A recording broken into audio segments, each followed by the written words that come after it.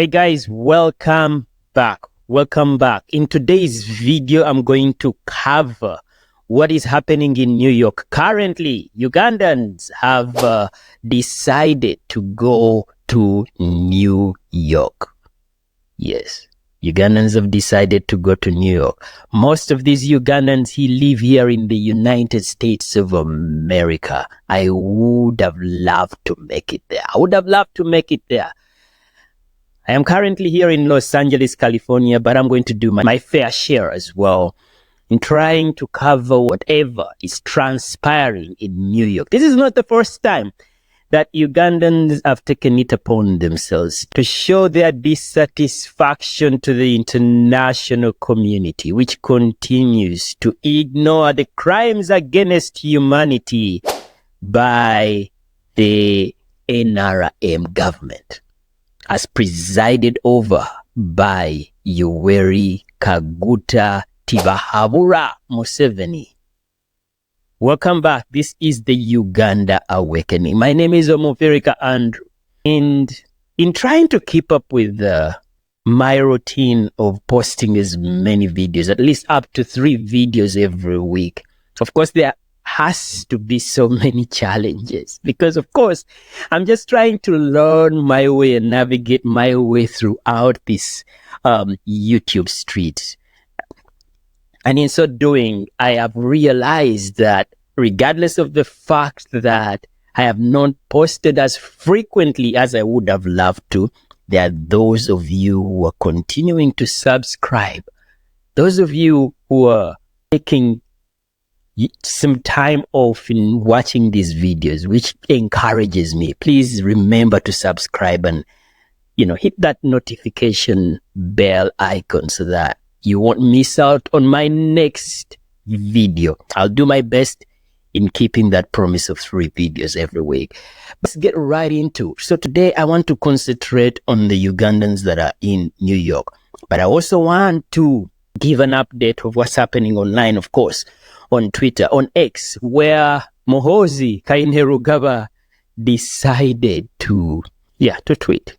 Decided to X, if you would like to say so. And what did he say? In the beginning, when Ugandans started to show their dissatisfaction in the diaspora, in the UK, in the US, even in Holland, many Ugandans are still persisting in showing their dissatisfaction towards the international community that condemned impunity of Yoweri Museveni. And in so doing, they are addressing a double standard because you see, when Kyagulanyi Ssentamu aka Bobi Wine travels, all these frequent travels in efforts of lobbying and making sure that individuals within the NRM government are dealt with accordingly, in which some we have seen, at least over the last 4 years, have started to get sanctions, personal sanctions that are limiting their travel, but also making it impossible for corrupt officials within the NRM government, as well as those who are in direct involvement when it comes to the abuse of human rights. And of course, one of the highest profile members is Anita Among, who was sanctioned by the UK government as well as the, of course, the US government.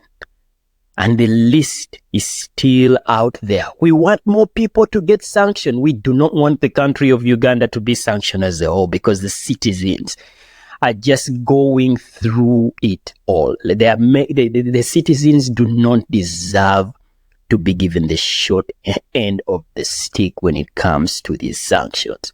And therefore, the pressure is mounting, and many Ugandans in the diaspora are doing such a good job in ensuring that this particular objective can be achieved. Of course, I would like more individuals for me. There is no question about it. I would like more individuals to get sanctioned.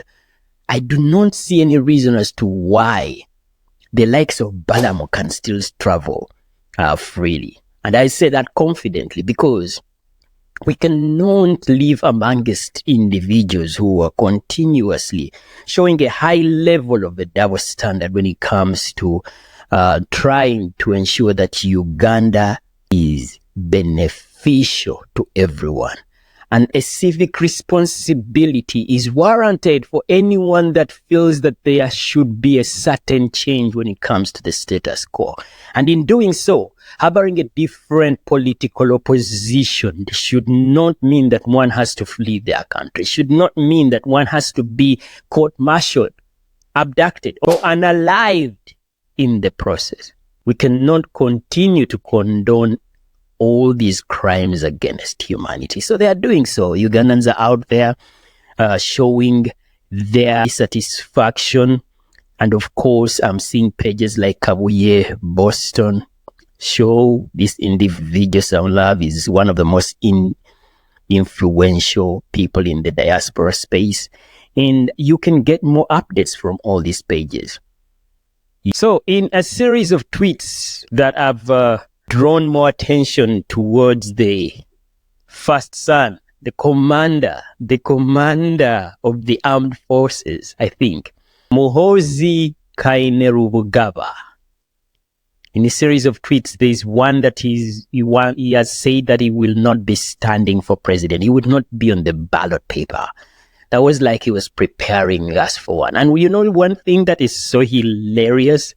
Because I don't follow Muhoozi. I can't stand following some individuals because I would rather get information another way, believe it or not. And I'm quite sure that if I follow him, he will block me anyway because I don't think I will respond in a way he will like, because he is notorious at blocking people who do not agree with him. Let's leave it at that. But well, it is very interesting because once you log on to Twitter, you don't even need to go to his personal account to know that this man is trending. You will just see influencers using the code word that, oh my goodness, he is back in the bar. Oh my goodness, Uganda Waraji effects are happening right now. And that is in reference for his notorious drinking habits, because it is well documented that Ugandans are aware of what a drunkard the first son is.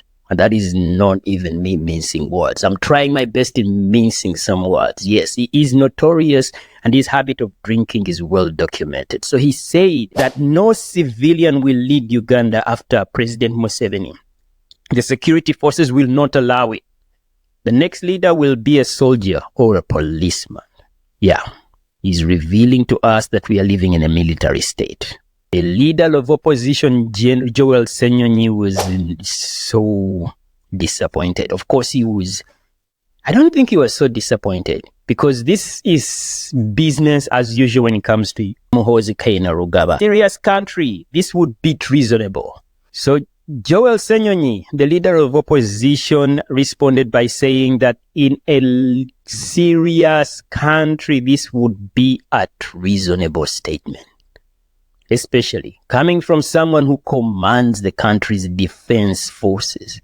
This errant UPDF officer is the one supposed to be appearing before the general court-martial, not people like Olivia Lutaya. And that is so well said.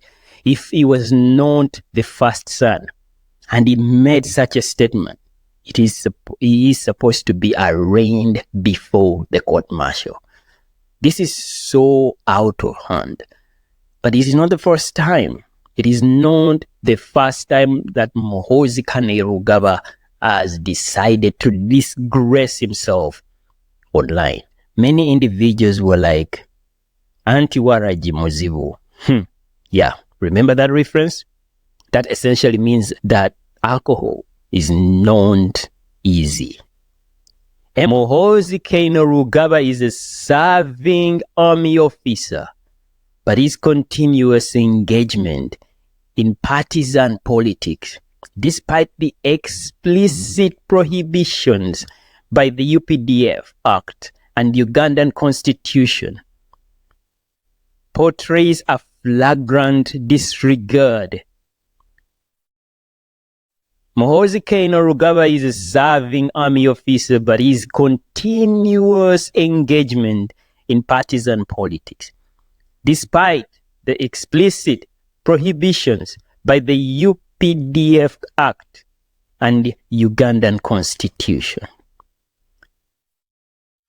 He portrays a flagrant disregard for the legal frameworks that ensure military neutrality and uphold democratic principles. Yes, a lot of English here.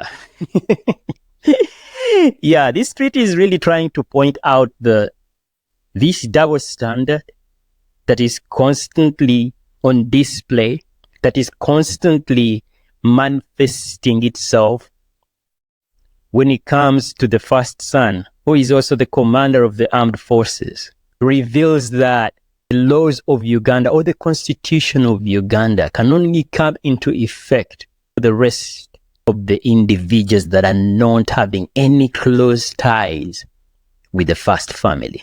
But as long as you're within that inner circle, well, those laws do not hold anything against you. But this is not new. It has been like this ever since Sejusa told us about the Muhoozi project. Yeah, this is not new. This one is pointing out that Ugandans ought have to woken up to this reality years ago. Uganda is not his property. Uganda is not a dynasty. Well, I'll end with that.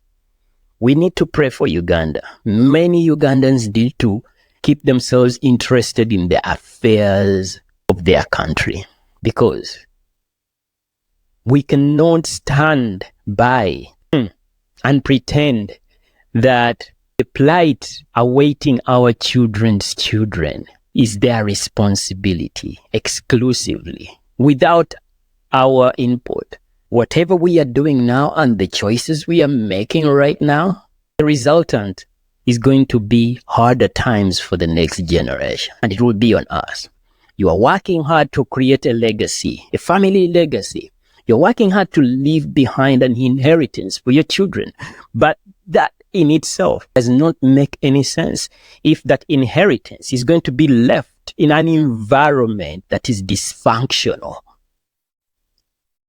at every level of politics, believe it or not.